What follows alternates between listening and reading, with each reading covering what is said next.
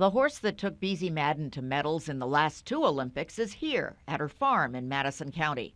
Authentic is retired from the show jumping world, but Beezie is at the London Games on a new Olympic horse, Coral Reef Via Volo, nicknamed Shrimp.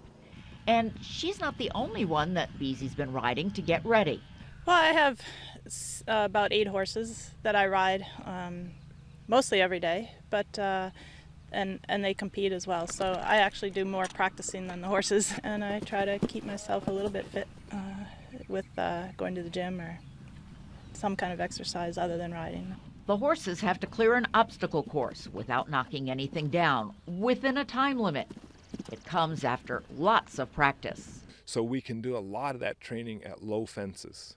And there's not a lot of concussion for the horse. It's not as much of a physical test for the horse to jump lower fences.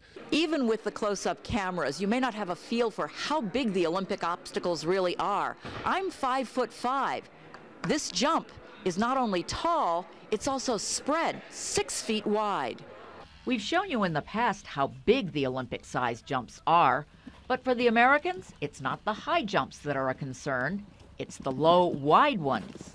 Yeah, water jumps have been the bane of the U.S. show jumping team for the last number of years. They can be 14 feet wide, and the difficulty of it is that there's no height element to it. And usually there's a high combination of jumps right after the water, meaning horses have to slow as well as go to manage it all. And they never really know what they'll be jumping. Sport is always evolving too. You know, they'll come up with a new kind of jump. The course designers are always trying to come up with something that the horses will be surprised by, and it's our job to try to guess what they're going to do and keep the horses up to date on what's going to be in front of them.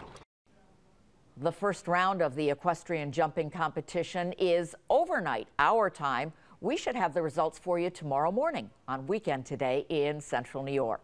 I'm Laura Hand reporting.